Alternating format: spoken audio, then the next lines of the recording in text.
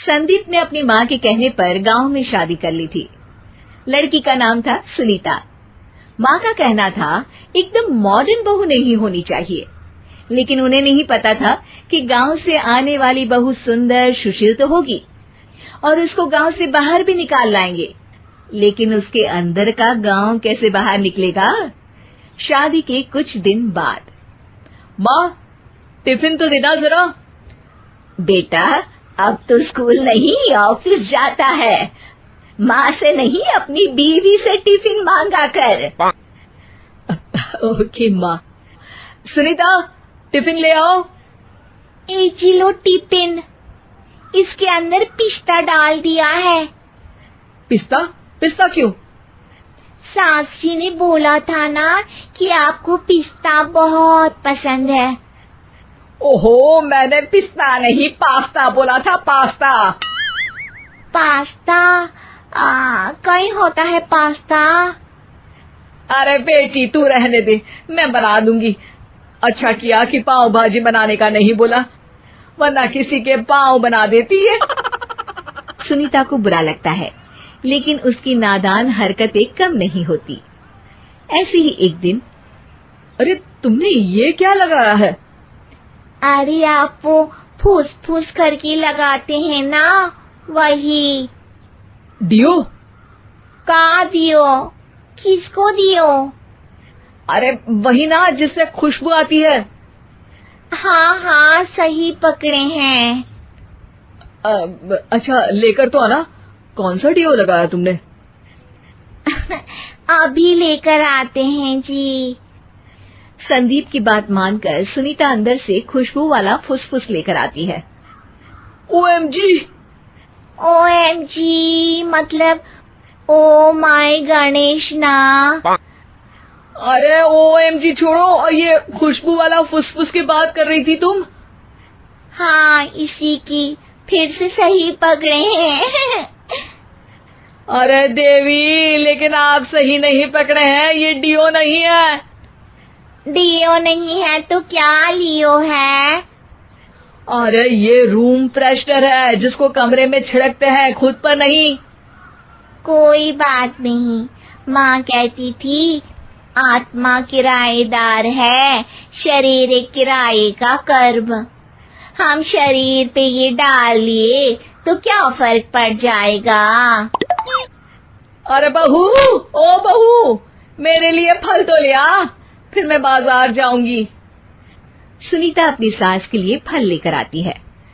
अरे बेटा, पपीता, तरबूज और सेब फल ऐसे कैसे खा लूं? काट कर तो ले आ। माँ जी, मेरे गांव में तो खेत से उठा के सीधा खा लेते हैं। अरे ये तेरा गांव नहीं है ना।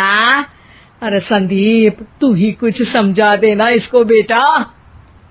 मैं कैसे समझाऊं माँ, ये तो माइक्रोवेव को भी भट्टी बोलती है। कल मैंने बोला हाय कैसी हो, तो बोलती है किसी को हाय नहीं लगानी चाहिए। अरे सुनीता, तेरा क्या होगा? अभी तो कैसे बताऊं माँ जी, अभी हम कुछ करेंगे फिर पता चलेगा क्या होगा, लड़का या लड़की। हे भगवान, कहाँ से आ गई है?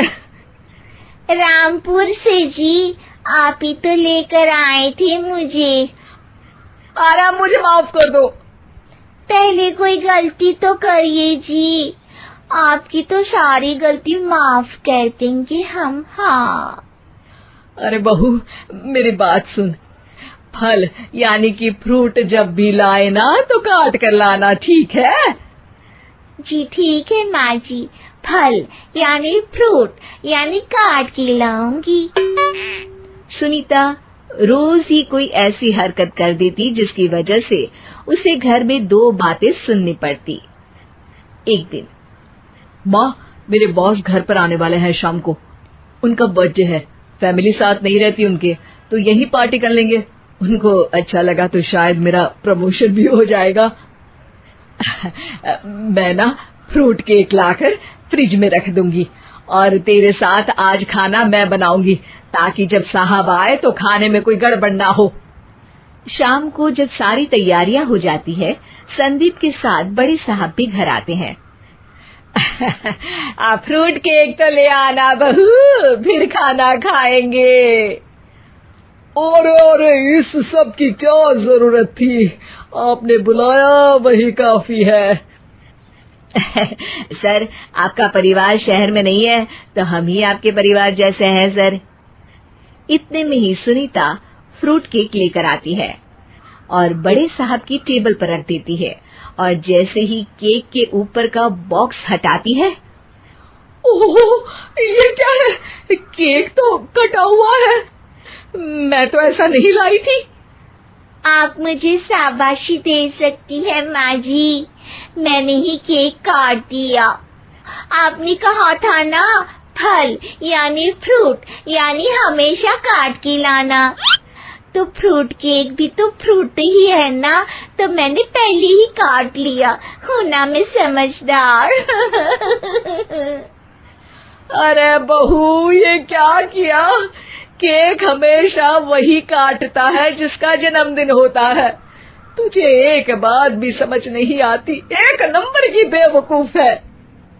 पूरा माहौल बिगड़ चुका था। संदीप को लगने लगा था कि साहब उसे प्रमोशन तो दूर की बात है, कहीं डिमोशन ना दे दे, लेकिन साहब बीच में ही बोल पड़ते हैं। अरे कोई बात नहीं, ये इनकी बेवकूफी नहीं है, इनका भोलापन है। बेटा आप कहाँ से हो? रामपुर गांव से। अरे वाह, गांव से? फिर तो आपके गांव में ताजे फल और सब्जियां मिलते होंगे।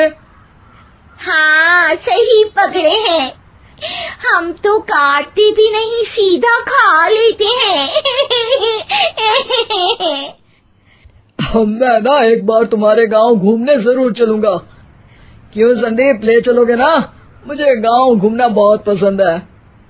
बस फिर क्या था, संदीप और सास दोनों खुश हो गए, क्योंकि साहब को सुनीता ने गांव की बात करके खुश कर दिया था। अब संदीप का प्रमोशन पक्का था। शिक्षा, कभी भी किसी भी गलती पर घबराना नहीं चाहिए। हो सकता है कि उस गलती की वजह से आगे बड़ा फायदा हो जाए।